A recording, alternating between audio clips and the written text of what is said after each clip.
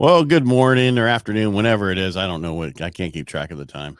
And it's got to be Thursday because Francisco's here again. And thanks for coming in on Tuesday when you did.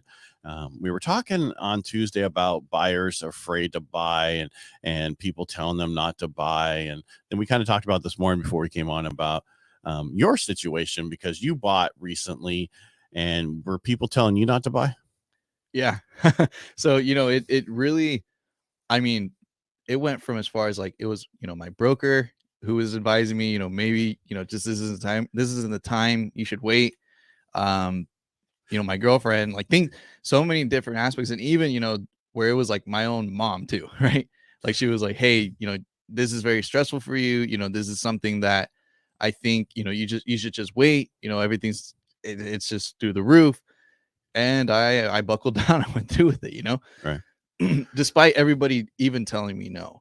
And it's a story that I always tell to a lot of my clients as well, is because if I would understand if I was saying it and it's just like I'm just like, yeah, go out there, go buy, do it, and not having any case for it. But I did it myself, and I'll even say, right now we're at like the 5.9s, hopefully like around there. And I mean, my rate is like a 7.2.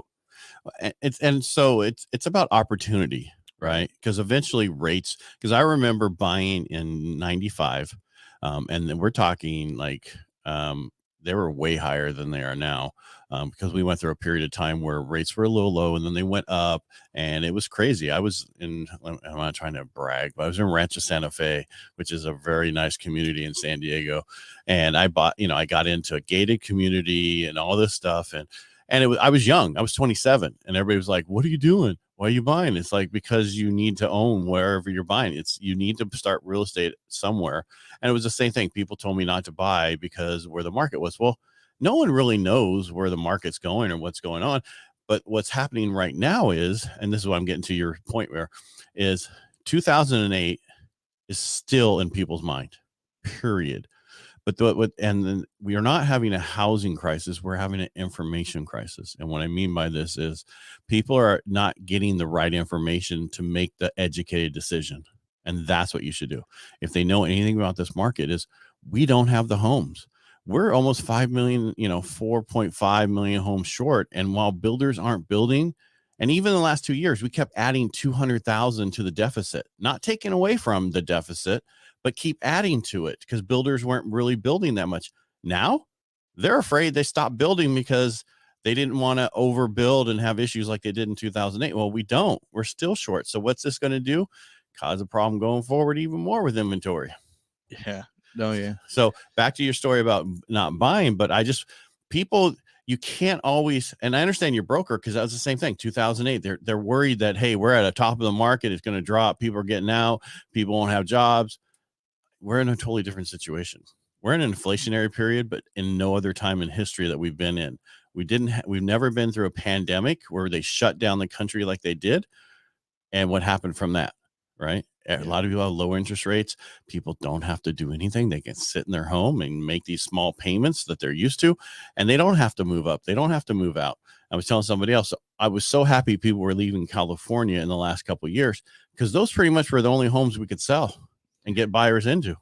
No, right. And it really, I mean, we still face a lot of those things, right? Like we obviously still have a shortage on inventory. And again, like even when we had spoken about it on Tuesday, like I had mentioned that the thing is that a lot of people don't realize that the more that you wait, the worse it gets.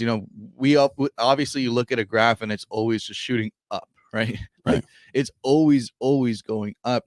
So over time, it goes up. It might come down a little bit and then go straight back up. Exactly. And that's where, again, like where I always say, I practice what I preach because I am always the type of agent that I always tell people, especially younger, buyers.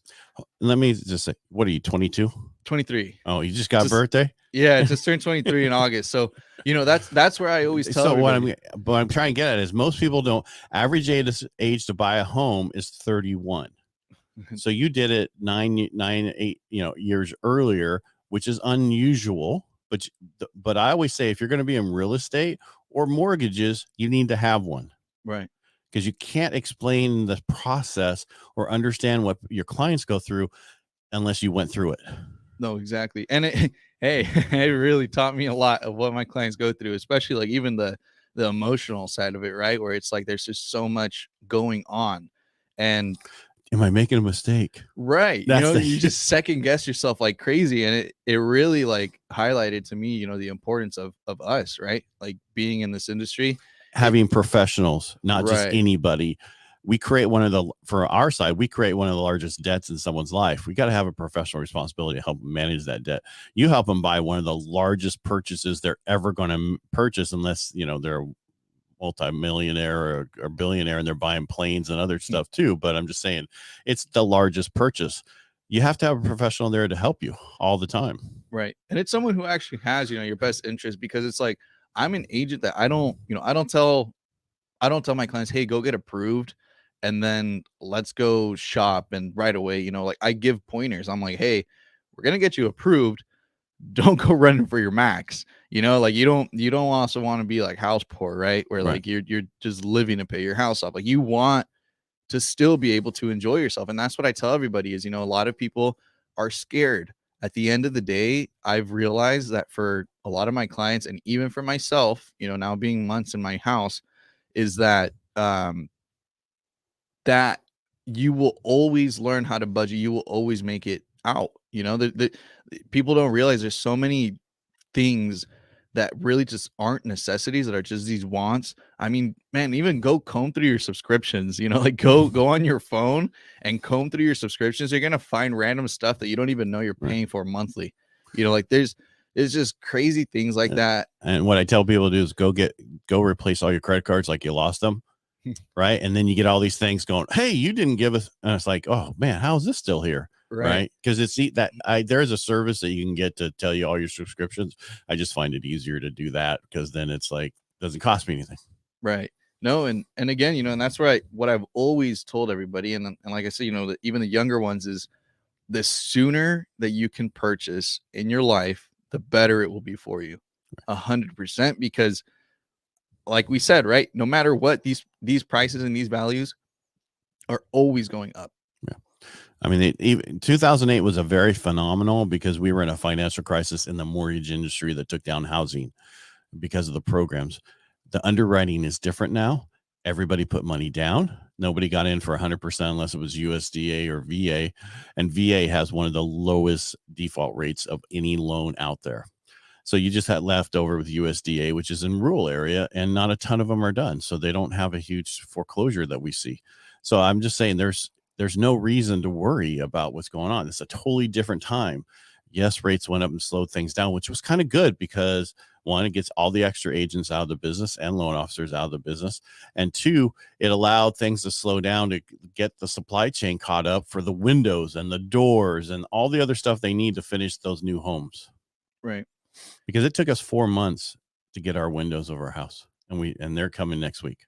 Yeah, it's crazy. I remember during that time, pandemic was 8 months. Yeah, the new builds had to like stop. They couldn't get appliances. Yeah, it was crazy. Yeah, so there was a huge reason. So that's why we're starting to see inflation come down and certain things happen.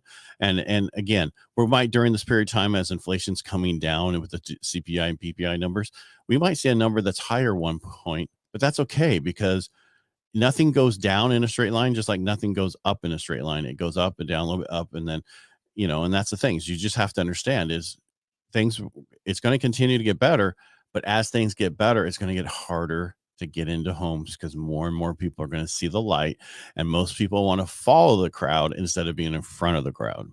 Right. No, and that, again, like I said, that's the difference. The people that I'm seeing right now, like I said, that are moving forward, like they're happy. Like they're like, okay, like this is great. We're out, we're shopping, we're gonna get a good deal, and it's happening. And that's it is unfortunate that there is so much of that negative media out there that just scares the crap out of everybody, man. Like it's really one of those things that just it's the fear mongering that just holds people back from moving forward and achieving, and I always tell everybody, you don't have, your first time buying doesn't have to be the end all be all. No, just get in the market. Exactly. That's why I always tell people, don't go for your max, find something that's comfortable use it as a stepping stone, and you don't realize how much it can propel you, how much faster it can get you to that goal you want to be at financially and even just, house-wise. Right. There's two things you need to do. From 21 to 31, you need to max out your retirement and you need to buy a home. If you do those two things, you'll be set. Yeah. Because if you put a max in from 21 to 31 and never touch it again, you will have more money than somebody 31 putting the max in every year until they retire. Did you know that? No, yeah, and that even applies like as far as like, I mean, investments. That's what I'm talking about. Like, retirement, retirement investments. That's what I'm talking about. You need to do it when you're young, but most people don't. We didn't have that when I was younger, right? I mean, that was not the thing. I didn't have parents who could explain that to me. My dad died of hairy cell leukemia when I was 12, and my mom just, wasn't that type of a person. So you need to have the right people there to help you. And I'm glad that you went through to buy your house, because you're glad you bought your house, right? I'm happy. Like I seriously, even my rate, like I tell people, and they're like, ugh, it's like a nasty face. Yeah, but that was what conventional was a month ago. No, exactly. And that's what I'm telling people is right now, we're, at the current rates that we're at and the deals that are present, it's perfect timing. Because rates are getting better every day, but people don't realize that. And then once they hear it, so you weren't around when stockbrokers used to call. You weren't even probably thought of at that time, but we won't get into that. But they would call you and go, "Hey, I got a stock for you to buy," and blah blah blah. That's how it used to be before we had the internet the way it was. And their whole purpose was to get you on and sell it to you so they could get out of it. And so the issue here I'm trying to get at is, don't wait for people to call you and to get into something. By then it's going to be, I don't want to say too late, but the best deals you would have gotten are going to be, you're going to have so much more competition. Yeah. You won't get the closing costs like you have now, that you have access to right now, right? The repairs that people want to do, those kind of things that make it a better time. Because a lot of people in California, they'll say, my property's as is. There's technically no as is in life when it comes to selling your property. If the buyer's asking you to do something, you can say no, but the buyer can walk. And at this time, keep every buyer on the hook that you can. Exactly. All right. Well, I hope everybody understands that you need to get out and buy a home, because I don't know how much more we can beat this drum, but we need to keep beating it, because you need to stop listening to other people. And that was what you're talking about. People are so negative. They're selling. CNBC has a commentator. Her name is Diane Olguck. And for the last 10 years, she's been telling people not to buy, that it's the worst market. And that's what the problem is. They're always going to be somebody like that.